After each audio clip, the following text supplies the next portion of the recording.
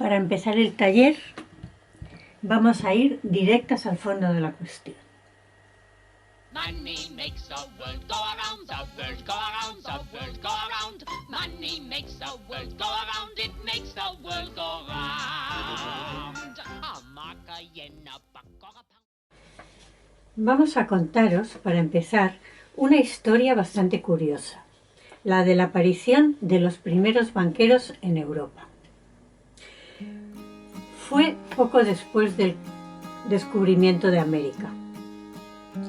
Y allí empezó el sistema económico que tenemos ahora por aquí, al que llamamos capitalismo. Érase una vez unos joyeros muy especializados en trabajar el oro y la plata.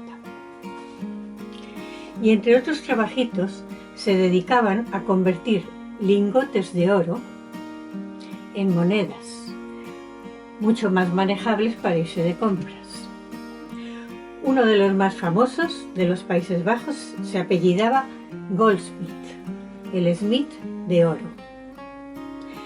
Tenían en sus casas unos cofres muy seguros y muy bien guardados para evitar robos, ya que trabajaban con materiales muy valiosos. Y muchos vecinos empezaron a pedirles que les dejasen guardar su oro en aquellos cofres, porque así estaría más seguro que en sus casas. Como se hace ahora cuando se depositan ahorros en un banco.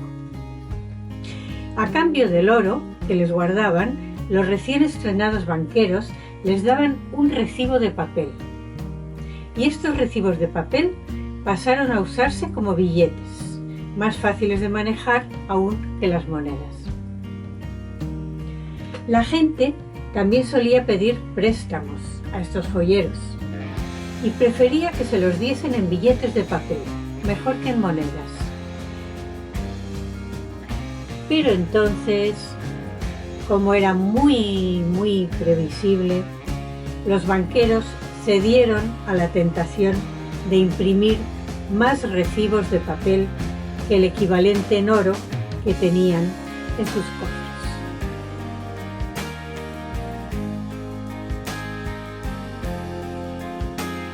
Creaban dinero de la nada, solo con imprimir aquellos papelitos. Y ahí empezó la historia del capitalismo, un sistema económico cuya principal característica, aunque muchos y muchas no la conocen, es la de crear el dinero, mucho dinero, a partir de la nada. Al no haber ya escasez de dinero, la economía en general prosperaba y mucha gente se iba haciendo más y más rica. Además, muchos reyes oyeron hablar de que estos banqueros prestaban grandes cantidades de dinero y acudieron a ellos pidiendo créditos para pagar los gastos de la corte, para pagar las guerras, las flotas de barcos que luego volvían de las colonias de ultramar cargadas de riquezas que a menudo y en gran parte volvían a parar a estos nuevos banqueros para el pago de las deudas y de los intereses. Bueno, al final se descubrió el fraude. Se los llevaron a juicio y estuvieron a punto de perder la cabeza, literal. Aunque después de muchos tiras y aflojas, los jueces y también los poderosos que les rodeaban prefirieron echar tierra en el asunto. Se limitaron a pedirles una regulación. En adelante solo podrían imprimir 9 veces más que el valor del oro que tenían en sus cofres. Aunque poco se debió controlar que esto se cumpliese. Daba igual pedirles una cantidad enorme. Los banqueros, si considerabas que era solvente la persona que lo pedía, la prestaban en billetes y sin pestañear. Al mes siguiente, eso sí, empezaban a cobrar los intereses. Y hoy en día ya no tienen ni siquiera que imprimir billetes o papelitos, como les quieras llamar.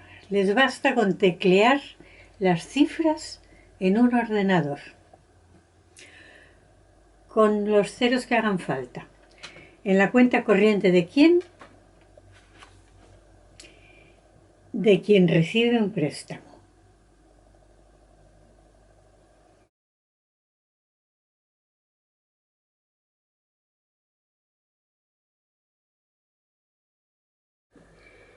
Tienen otra regla curiosa, los banqueros. Ese dinero que les van devolviendo, que está creado de la nada, ¡pum!, debe desaparecer a medida que se devuelve. Antes no sé cómo lo hacían. Igual cuando iban con billetes los quemaban o se los guardaban por ahí en las bodegas para usarlos más tarde. Ahora basta con el ordenador también, con las teclas del ordenador, la delete, la otra,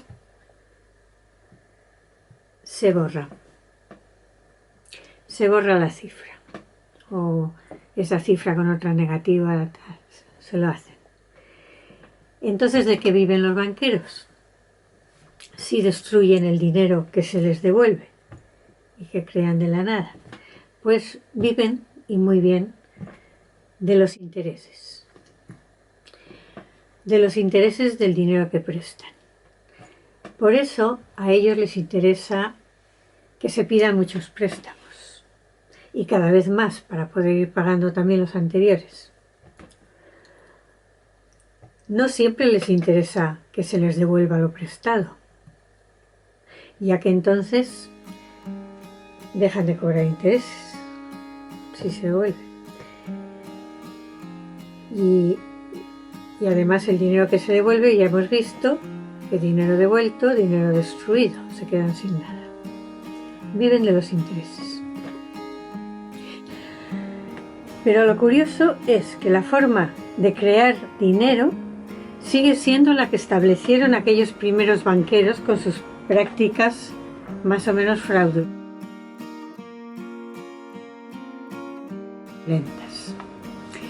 Los banqueros privados siguen creando el dinero de la nada.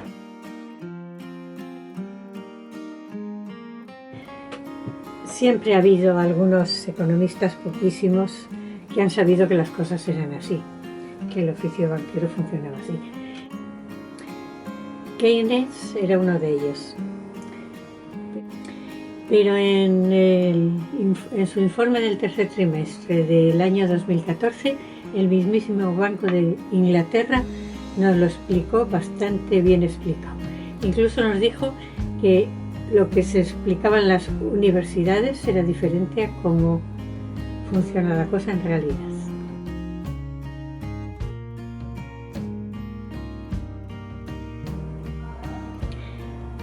Aquí va la primera mitad del videíto que sacaron explicándolo, además del...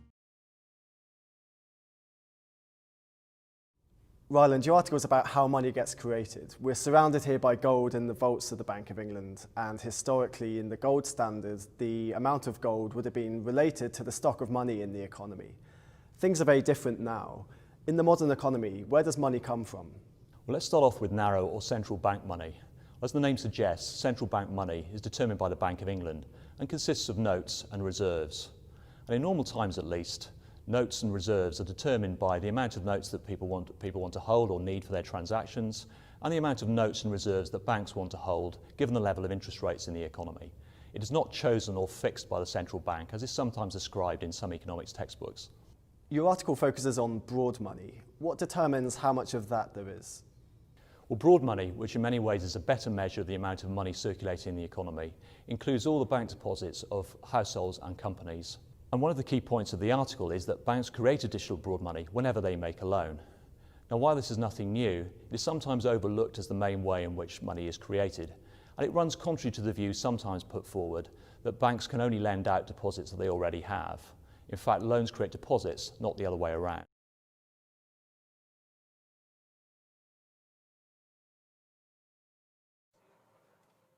Quiero saber.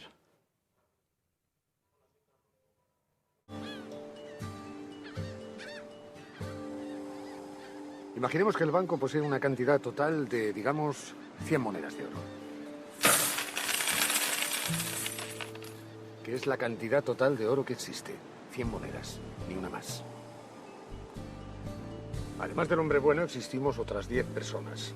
Usted, yo, un herrero, tal vez un par de ganaderos, una costurera.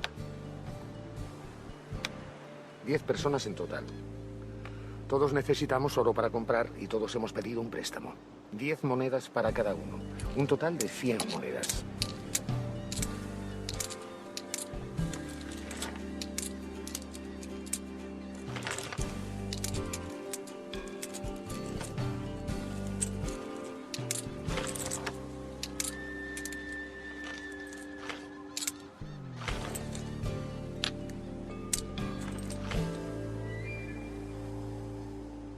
¿Se pierde? Claro que no. El banquero nos ha entregado todo su oro, con absoluta generosidad. ¿Y a cambio de qué? ¿Un simple 10%? ¿Una monedita por persona? ¿Es justo? Pero... Eso es.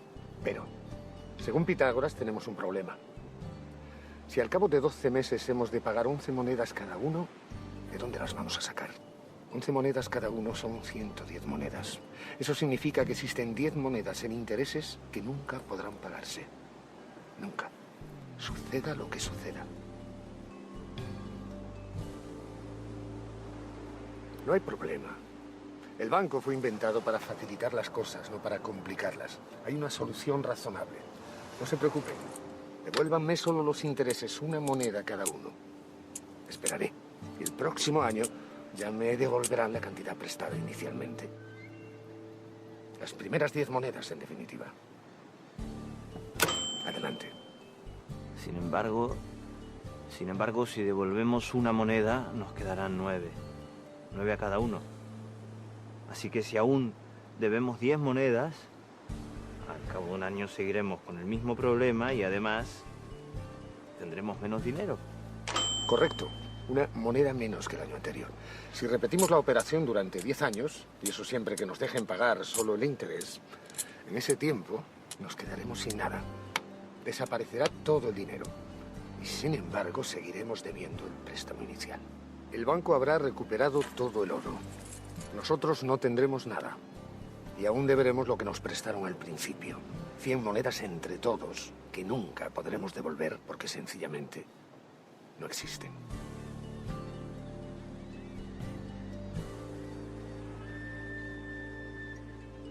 Así que perderemos las tierras, los animales y los alimentos que hipotecamos como garantía al principio, hace 10 años. En 10 años el banco tendrá lo que tenía al principio, más todas nuestras posesiones. Y nosotros no tendremos nada, absolutamente nada. Con lo que en la práctica nos habremos convertido en esclavos del banco. ¿Y por qué? Por nada y a cambio de nada.